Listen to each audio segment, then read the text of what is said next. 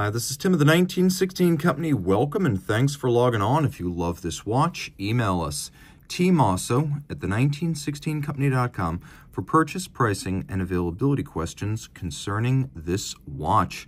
It's often said that if you're going to buy one modern IWC Portuguese, this is the one. The Portuguese Jubilee. Portugieser, if you want to speak it in the native German of Schaffhausen. This is the reference 544106. So it is the platinum version of the 1993 Portuguese Jubilee. So let me explain a little bit right here.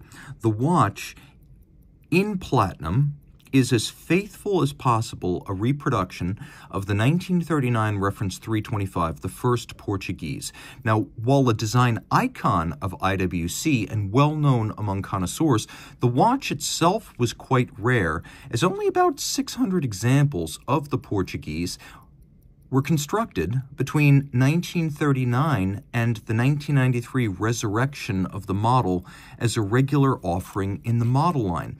And remember that in 1939 it was the original purpose-built oversized watch, as the Portuguese importers of IWC demanded a wristwatch that was as accurate as a pocket watch. The only way to do that at the time was to literally design a wristwatch around a pocket watch movement.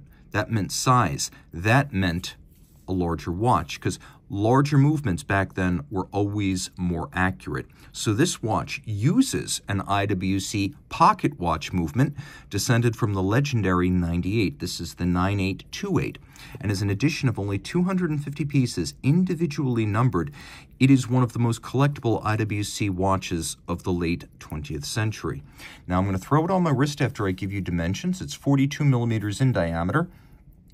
Surprisingly, just 50.4 from lug tip to lug tip, 10.2 millimeters thick, and it has a 22 millimeter spacing between the lugs. On my wrist, which is 16 centimeters in circumference, this 1993 edition, which was built for the 125th anniversary of IWC, it fits beautifully. It's not too broad and it's not too big. It's large, and it must have seemed huge by the standards of the early 20th century, the first half of the 20th century certainly, but by today's standards, this does not seem like an oversized watch. It doesn't look or feel like a goof. I could see this wearing on a wrist of my size or larger, so 16 centimeters circumference or up.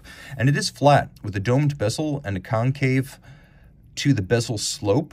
You can actually see that the dome of the bezel is inboard, and then the dome of the crystal is outboard, so concave and then convex.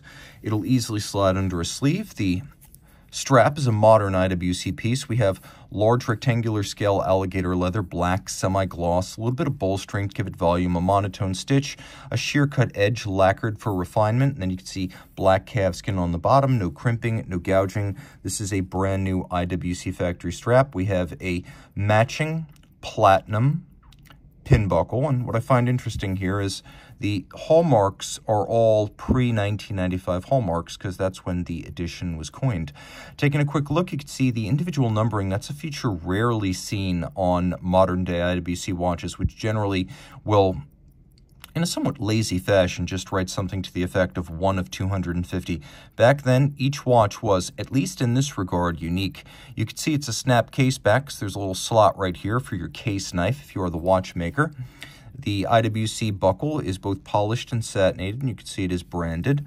And then we've got a combination of a very thin satin-brushed mid-case with a polished case back, polished bezel, polished lug hoods, and then satin-finished lug flanks.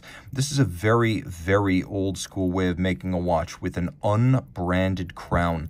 You can also see that there's a little bit of a trick watch designers have used for eons, which is to let the lugs ride somewhat up the side of the bezel so they don't get cropped off and they don't appear unduly or indecently short, but at the same time, you don't put the bezel on top of them and create a thicker watch. So you have that little bit of overrun where there's a step between the end of the lug and the bezel. That just allows the watch to be thinner without cropping the lugs down. Now, the crystal You may have guessed it, but yeah, it's a plexiglass. Very vintage style, a look that is straight out of the 20th century, and I don't mean the late 20th century. And the watch is perfect. We've got this lovely anachronistic International Watch Co. logo. We have a polished dimple-style track for reading minutes. We have vertically arrayed Arabic numerals, small seconds, leaf or feuille-style hands.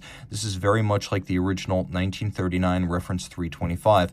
It also features a nice refinement you might not expect on a movement with roots in antiquity, but this is a hacking movement. You could also see there's an azurage or a concentric pattern inside the small seconds. And then on the back, as promised, this is caliber 9828, water resistant to 30 meters in its day. I wouldn't test that these days, but you can see that it is beautiful as it's 37.8 millimeters in diameter, and this is truly from a pocket watch heritage. Lots of finish to a degree you can't even imagine on a modern IWC. The stripes are beautiful, and you can see deeply shaded. You can also appreciate that there's a lovely solarization on the ratchet wheel, and then sunray graining on the barrel itself. You can also see that the bevels here are truly mirrored and polished, a treatment you rarely see on IWC watches today. Golden chaton cups holding the pivot jewels, another nod to the way pocket watches were made. Take a good look at the wheels. You see how they've been media blasted, but they've also been internally beveled. And then we've got not one, let's see if I can catch this on the camera here, but several sharp interior angles where bevels meet in an inward crease. Again, a feature you will not find on many, if any, IWC watches today. Big, slow-beating balance wheel, old school. And you can see that it has an overcoil hairspring and 5-position adjustment like a high horology watch or a chronometer would. You can also see adjacent to the wheel, possibly the world's largest hacking lever. And because we have a Breguet overcoil shaped by hand, in just about any position, the watch will keep consistent time. Isochronous, they call it. Because of the centered mass of the overcoil, it's less susceptible to the inaccuracy that can be induced by gravity. So it beats away at 18,000 vibrations per hour. It has a manual wind 54-hour power reserve. You can see it is broad and thin, and really I cannot say enough about the quality of these bevels, the quality of the striping on the bridges, the black mirrored polish on the swan's neck fine adjustment mechanism, as well as its spring, as well as on the screw heads themselves. And you can see the difference between the use of bombé or cambered case clamping screws and the flat ones used to fix the bridges in place. It is absolutely gorgeous. And like I said, if you're going to get a Portugieser, this is the one to own, the Jubilee, and not just the Jubilee, but in platinum. Reach out to Team Mosso at the 1916company.com for purchase and pricing details.